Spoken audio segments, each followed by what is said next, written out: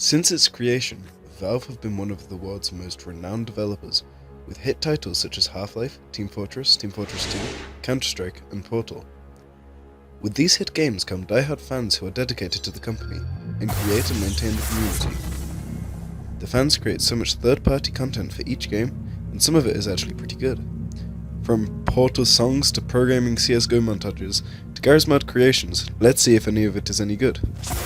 Today we are going to consider a game created by We Create Stuff, Portal, the Flash version. What is Portal, the Flash version? Portal, the Flash version is much like the renowned Portal game, a puzzle game with a clear objective. Finish the level using only your brain and a gun which doesn't make bullet holes.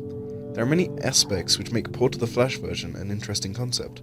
A lot of them are copied by Valve, but the lack of the third dimension is enough to differentiate the games and create an entirely new experience. Portal the Flash version uses a concept that's a bit hard to wrap your head around without actually seeing it in action, the same as in Portal. The only weapon you're given is a portal gun that can shoot a portal entrance with the right mouse button and a portal exit with the left mouse button, or using the keyboard keys E and Q. Once both portals have been placed, you can walk through the entrance of one portal and find yourself at the exit of the other. Walk through the exit and you're back at the entrance. The portals can be shot across a distance, but only on certain surfaces, which creates the puzzle atmosphere. You'll have to figure out how to get across chasms, up and over obstacles, and around automated turrets. The trick is that you only have one entrance, one exit, meaning sometimes you'll only encounter several kinds of brain teasers, how to use the portal correctly, and in some cases, quickly and often. It'll make you think about which portal you're placing, the exact location of where it needs to go, and the timing that the portals need to be switched. There are many portal mechanics that people will learn along the way.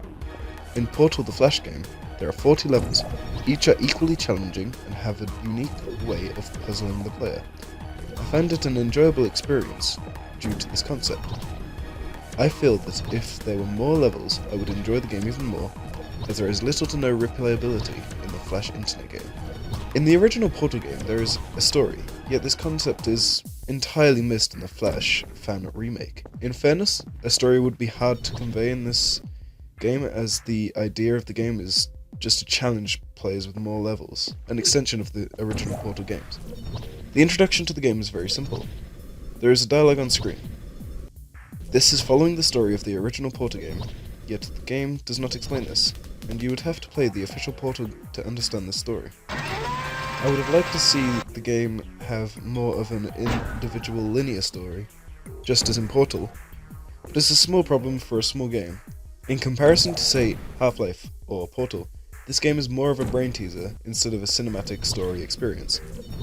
Yet it wouldn't go amiss to see a small storyline. In Portal the Flash version, there is no actual heads-up display. This isn't necessarily a bad thing, as the screen is more open and there's a lot more ways to see on screen, meaning that users can complete more complex puzzles in easier ways. The only page you be in this game is a tips menu, which can be turned off in the options. The idea is if you can see more, you can use more. I like the concept of no HUD for this game type. In the original Portal game, there is a similar design with only a small crosshair in the middle of the screen.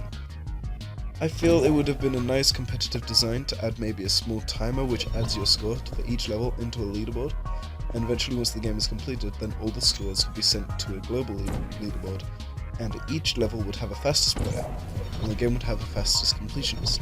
This is only an idea, and perhaps the developer did not like the concept, therefore did not bring it to the game. I feel though, however, this would make the game have some sort of replayability, as people would compete for the fastest time. The sound in Portal the Flash version is okay at best. I believe that more time could have been spent on making higher quality sounds, which actually sound how they're supposed to. The developers at We Create Stuff obviously didn't spend too much time in such a vital area. I feel that they should have made better sounds and more often, because they ripped a lot of the sounds from Valve games such as Portal and Half-Life, such as in the menus. Originality is key in making a successful game. However, this is a fan game, so I can sort of excuse this. The game is supposed to be a copy. However, the sounds aren't really good enough quality in my opinion, and they can get in the way. In the original Portal and Portal 2 games, the background music was both futuristic there, and yet it didn't seem repetitive or boring, while still not distracting the player away from the gameplay. This is something I believe that Port of the Flash version can work on. The sound seemed off-putting and repetitive to me as a player. I preferred playing without this music, and maybe with my own instead. The graphics of Port of the Flash version are okay, whilst remembering that the game was made more than 9 years ago. The graphics really aren't that bad.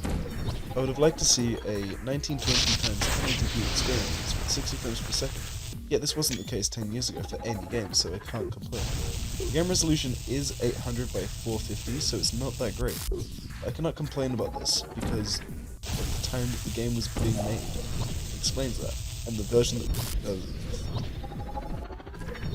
game resolution is 800 times 450, so not great, but I cannot complain about this, as the time that the game was being created explains this, and especially with the version of Flash that they were using. A new version of the game would be nice, with better graphics and resolution, but that's a big ass possibility. After creating We Create Stuff's website, they are still creating great content and amazing games. It doesn't seem they're going to stop anytime soon, so maybe we can see a sequel. To conclude, I feel the game is good. The game is a fun experience, but could easily be improved. I would tell someone that the game is worth a play though. Once. There is no replayability, the game does get a little stale. I enjoyed it, but I did enjoy the original Portal and Portal 2 more. I would say, go and play this game and tell me your opinion of it. It's free, so why not waste 5 minutes of your time and see what you